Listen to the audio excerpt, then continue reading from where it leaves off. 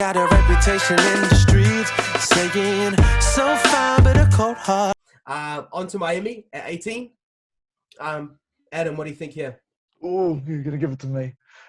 So obviously they went wide receiver with their first pick, Devonta Smith. So the PO2, they're obviously set on tour for this year at least. So I don't think they're even tempted at a guy like Mac Jones here at 18. So if you go down the list, I don't think you go wide receiver again. So you're looking at Trevor Morig there, sitting at safety. Do they need a safety? Probably not. So I think you're looking, they've got the best cornerback. I think you go edge maybe, and I think you go Quiddy Pay. And it's not a great defensive edge class, but I think you just take the best available, and currently he's sitting as the best available on most boards. So I guess for the Dolphins, they go there. Yeah, I like it. I rate him. I like him. I think he's going to be a scary dude in the NFL. But yeah, that Miami defense kind of getting a bit scary. Like if they had a serious quarterback, like that'd be a real contender. So yeah, I like it. Keep getting scary. I guess going by our board too, there is the option for Rousseau there, and also Vera Tucker, just maybe to solidify the offensive line if you really want to back to it. But I think you go edge. Yep, I like it. Now this is interesting. Washington, Jordan, you're gonna go defense and make them scary, or are you gonna start solidifying and get scary terriers help? No, we're gonna go O-line. I'm gonna go tackle. Sam Cosme. Basically, we're looking at the numbers, predominantly offense, and, hopefully we can get some more passes through to Antonio Gibson next year as well. And you're basically looking at the most seasoned pass blocker in the draft with Sam Cosme. So yeah, I think he's the pick. And when you think about what he's done in passing, it's not unlike Penei Sewell in the run game. Yeah, I like it. I think as I mentioned, I think Cosme kind of the start of the third tier of O-line. Texas comes out of Texas, nice dude. There hasn't been a whole lot of people coming out of Texas lately, so Texas is a school that notoriously, like, people that come out of it are generally like pro ready. They're kind of big time guys and ready to jump to the next level. So don't mind it. Nice big school. Unfortunately, it's not as good as the other schools like OU in there, but yeah, like it. Moving on to the Bears. Another one of the ones I kind of don't think they kind of know what they're doing. They just franchise tag A-Rob. I'm not entirely sure he plays out the whole season in Chicago. Could be a situation where they kind of tag a trade, or they might just take. He wants out. And unfortunately, they're stuck in the middle in terms of not having a whole lot of options. I think they go Gregory Rousseau here, get an edge defender, just grab the guy, pair up with sort of Mac in that defense and keep making them scarier. There's two options, trains of thoughts.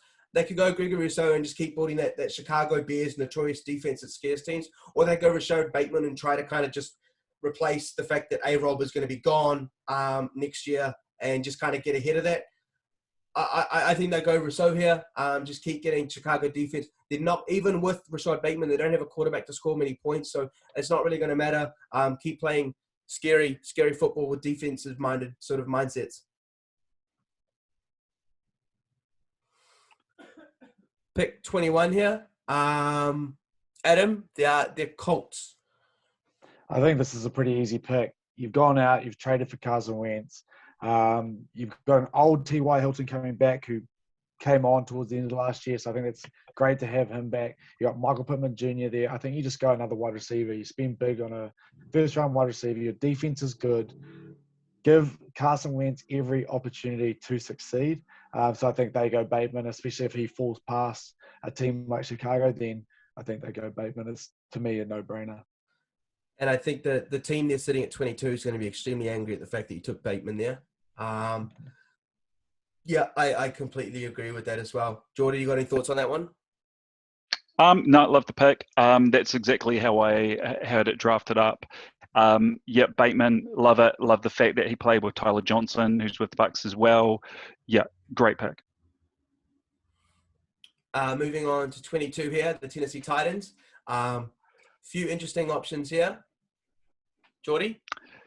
Yeah, I mean, look, I mean, cornerback, wide receiver, tackle, all areas that they can, I guess, address. I'm not really stoked with the cornerbacks at this position. Wide receiver, I really think the best pick at the moment has gone. So, look, I'm going to go tackle, Tevin Jenkins from Oklahoma State University. He's one of my favorite tackles in the draft, and I think it just will give Tannehill, AJ Brown, and not that Derrick Henry needs it, but we'll basically give them what they need. Yeah. There's a team that knows what they are, so just do that really well. Just run the ball and let Ryan Tannehill play action. It's simple footy. Yeah, great pick. It really is that kind of basic. They play football. That's just it's so easy. It makes so much sense, and it's so fucking hard to stop because AJ Brown's a beast and so is Derrick Henry. They don't have to be good. Tannehill doesn't have to set the world on fire. Just do what you do and keep doing it. Yeah. I hate kind of having to pick here at 23 with the Jets. I just no idea kind of what they're doing. Obviously they grab Fields at the start. You gotta start protecting them. The O-line is nothing, kind of like most of the rest of their team. Elijah Vera-Tucker here, interior lineman out of USC. I think he kind of I wouldn't be surprised if he goes earlier than this. I've got him going as high as kind of 16, sort of 17 territory. If you're going to get a quarterback, you got to start looking to protect them. I think everyone's kind of starting to show that now in terms of, I think the Chargers about to do it. Other teams did it in terms of Burrows. I think they're going to do it this year. And Patty Mahomes with some of those O-linemen before they decided to cut them all on the offseason. So I think that's the way you go. If you're going to go quarterback, go get your O-linemen and let them start building together. Pick 24 here, the Steelers. Adam? All right, so I'm going to do it here, and I wonder whether you go to me here. You look at the Steelers, what do they need? They need running backs. They're not going to take one in the first round. They could, but I don't think that's the way Pittsburgh Steelers are built. You just taken the best guard off the board ahead of me. What's their plan after Big Ben? What is their plan? I know you're not going to like it, Matt, but I think... Don't you dare say Mac Jones. They have not drafted high, and I don't think Mac Jones is going to fall this low, so I'm going to take him here just as Big Ben's replacement for the future. Let him sit behind Big Ben for a year, see what happens. They signed Haskins, eh? Yeah, they did, but that's the answer. You got to sell something to your fans. Just a bit of information you don't need to know. I believe it was in the Div 1 chat last year or the year before. I was kind of literally week 3 of Haskins playing. I kind of went out and caught him a bust, and I caught a bit of heat from Adam and a few other boys, which was fine. The fact that it was unfair, but just want to bring that up, and I'll bring it up in 2 more years' time when he's officially out of the league. Look, I don't like writing people off before they've been given a fair chance, and he didn't get the fair chance 2 years ago, whatever it was. But he's had his fair chance, and he fair well blew it. So, you got it right, I got it wrong. To be honest, if you just say every quarterback's going to be a bust, eventually you'll get more right than wrong. So it's pretty easy side of the fence to sit on. Yeah. Jacksonville, Geordie, 25 here. Yeah, look, all of the early areas of need, realistically have been taken here. I guess you could look at wide receiver, but that's possibly something they can address in the second round. A player I really like, who I think is potentially going to be a good fit here, Aziz Ogilari, edge out of Georgia. Yeah, I like it. I think Jacksonville. They've grabbed their quarterback. Their defense is kind of all over the place. 2-3 years ago, they had the best defense in the league, and then kind of just all went tits up pretty quickly. Yeah, no, I think in the right scheme, he could potentially, if he's 4-3, he could move the DE as well. He's got good technique. There's a little bit of size. He's not the biggest, but he's got good technique and he's fast. So yeah, he can do some stuff. Cool. Pick 26 here. Cleveland Browns. So there's a kind of a few options. I like the pieces they have in terms of the defense already, and they've been drafting them in terms of a few safeties and a few other guys. In terms of what's on the board right now on our big board, it's pretty much still defense left. So the Browns could kind of go. This is where I can see there someone going in terms of like a second round talent going in the first round. More so because the board presents as something that they kind of necessarily might not need, and they may as well go get the guy from the second round.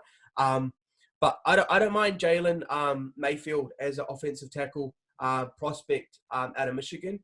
6'5", Yep. 319 pounds, do be huge, as most of those guys are. I'm not entirely sure he's kind of ready right now. I think he might be ready in a few years, but like the way that Cleveland have been playing such defensive sort of ball, and like if you can give Baker just enough time, he can in the pocket. He makes a play every so often. And who needs to make play? Like really Ryan Tannehill vibes here. You got Kareem Hunt and Nick Chubb and the running back. You just need time to just start making some plays. So I can see them making that purely so they give them a bit of time in the pocket. Yep. Pick 27, Baltimore Ravens. A few people here will be screaming, please take the next wide receiver off the board. But Adam, what are we going to do here? Yeah, I think that's a real hard one. You need a wide receiver, but then is it worth a first round pick at pick 27? Is it worth it in terms of Lamar's ability to find his wide receivers? Or do you just double down and say, look, Lamar's a great runner. It's just build a lead and then protect it with running the ball. They've got great running backs, J.K. Dobbins, Gus Edwards. They've got a great running back room. So I think you just commit there and you go defense. So whether you want to go for a guy like Morrig, the best available, but I think you go edge rusher. They've lost a couple of pass rushers the last couple of years. So I think you need someone who can rush the passer. So Jason Owa from Penn State for me is the next best rusher on the board. So go and grab him. Makes sense. Some people in Devon, namely Thomas, is screaming, where are they going to get their wide receiver? Pick 28, Saints. Mr. Team Cap Trouble. Where are they going to get their steal that can keep them under the cap for enough so that Winston can be the next Hall of Famer? Geordie? Nick Bolton, Missouri, linebacker. Easy. Yep. They get their mic. Yep, love the guy. Explosive, physical 3-down linebacker. Yeah, I mean the guy, I think in his sophomore season collected 74 solo tackles. So he's a very technical linebacker, and I think that's a team that will utilize a player like him well. Yeah, I think there's they've grabbed so many defensive players in the last few years that some of them worked out and some of them haven't. Yeah, they're gonna have to start getting some guys that are gonna have to hit. I think they're still in their Super Bowl possible phase, so like it. Green Bay, I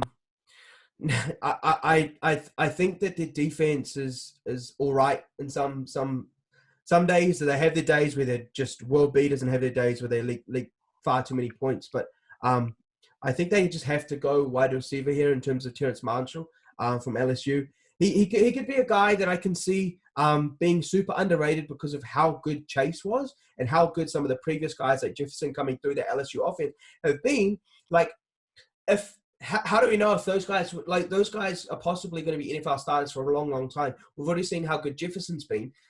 Sitting in behind a guy like Jefferson and other people and Chase, that's not a bad thing. Like being the wide receiver 3 in an offense like that is not that bad. I think if he wasn't even the wide receiver 1 last year. I mean, Keishon Butte. in Yeah, theory, was the best wide receiver on that team. So, in theory, but not in fantasy. he's always competing. Yeah, I think he could be a guy that could, like Jefferson, bang, and kind of maybe people go, oh wow, like that offense was lit, Yeah. Yeah, I think it's easy. Grab your guy, like they'd be screaming for wide receiver for the last 10,000 years. Adams and him on the edge would be nice. If he could be anything like Jefferson, that team is scary. Yeah. Pick 30, Buffalo. I think we're going to get some interesting plays here for some fantasy relevance, I'm assuming here. Adam? Yeah, I think this is where Buffalo are such a good team. They're well coached. They've got pretty much all their big positions filled, and I think I'm going to have fun with it. It's a mock draft. I'm not the one who's having to put my salary on the line, so I'm going to go Travis Etienne there. They need a running back. Zach Moss, meh. Devin Singletary, meh. Go and get Etienne. He can catch. We can run. I think him paired with Josh Allen will be super exciting, as long as Josh could find him in those shorter routes. But I think that for me is the guy, if I'm thinking from a fantasy perspective and also just a fun offensive perspective. I was listening to a piece the other day, and anyone, oh, Jordy, you'll obviously know, but you guys know when Singletary and Moss were drafted in the draft? Like second. They've taken second round. Quite high. They've taken 2 third-round running backs. I think back-to-back years. Yeah. And it's just getting to the point where you're like, shit, do we just triple down and go again? You can't get right. Yeah. Yeah. I know that there's a lot of people that'll be a lot of people listen to this. Listeners of this will sit there and go, but Najee Harris is the best running back in the class. For me anyway, makes sense, but it does not fit the offense that sort of they're in. Yep. I assume that's why Etienne goes. Maybe you like Etienne more than Harris and Williams. I don't know, but he makes more sense here in terms of like being the more mobile back. I get real wish versions of Alvin Kamara sort of vibes off him. Yep. And people will be out there screaming, 7 yards per carry. You're like, yeah, cool, but it's college and that shit happens all the time. So, but yeah, I think he's a more style fit. For example, for someone like Allen, who's going to like to sling the ball a lot for a long time. Yeah. Yeah. And, he had 272 passing snaps to 184 running snaps. So I think that's really going to offense. I've got on my notes Cook CMC numbers in the right offense. That's a dream, but hey, why not? The Bills sound good for that. No, I like it, and it's interesting that Najee's still hitting. Like everyone's clear number one running back on the board, and he's still there. Interesting. Jordy, pick 32, Tampa Bay. Yeah, the hang on, have we skipped Chiefs? We'll do the Chiefs first. Oh, sorry. Yeah. Pick 31. Yeah. Sam, nice. Yeah, look, 31. Yeah, this is worked to my notes as well. So we're going to go linebacker. Going to go a pretty fun player, Zaven Collins. So basically big guy. We're looking at 260 pounds, 6'4", 4.67 speed. Compare basically people describing him as a poor man's Brian Urlacher. Look, plug him and play. Their defense, along with O-line, would have been something that would have helped them in the Super Bowl. But yeah, I like it. Pair him with that with the rest of that defense. I think he could do some good things. Cool. And the last pick of the draft, Tampa Bay. In terms of what's on, I see this is another one that I think second round talent's probably going to go. They're just going to go get their guy. They've been pretty clear about just being all in at this point. And who cares about 2-3 years down the track, go get their Super Bowl. So I can see them just getting whatever guy that they want later. But in terms of what's on our big board that I like left, I'm a big Jalen Phillips fan. I am probably a sucker for the bias of what's come out lately in terms of like his draft day. His draft day. His pro day. I saw him running his 40 without a t-shirt on. Dude looks like a brick shithouse. Huge dude that's a playmaker. And that defense would be terrifying. They just don't scream to have needs on offense at the moment. And to be honest, they don't scream to have defensive needs either. But making a very, very extra scary defense. And someone like him, I like it. Like, he could be a guy that could also sit back behind some of the linebackers that they have and kind of just sit there and learn the ropes. They're going to have a lot of guys there for a long while, and their defense is going to be scary until that cap starts hitting. Like, let's not get it twisted. Like, the reason the Bucks won the Super Bowl was not because, like, Tom Brady played well, but the defense won that game. They stopped the best quarterback in the league. Like, so if you can add to that, they've kept everyone there. I mean, that's how they're going to win the Super Bowl. It's not because Tom Brady scores more points than Patrick Mahomes, because the defense doesn't let the offense score points against them. So I think defense is the way to go. Yeah, I really like Phillips. I mean, when I originally started looking at him, there was concerns about that his medical retirement of 2018, but when you start realizing that the guy was actually in a scooter accident where he got hit by a car and suffered head injuries, wrist injuries, and then went back to playing football, had some concussions and had to take time off, well, it all makes sense. It all falls into place. The fact he got through last season without any concussions, I'd like to think the guy's good to go. Yep, love the pick. Think he'll be a great fit.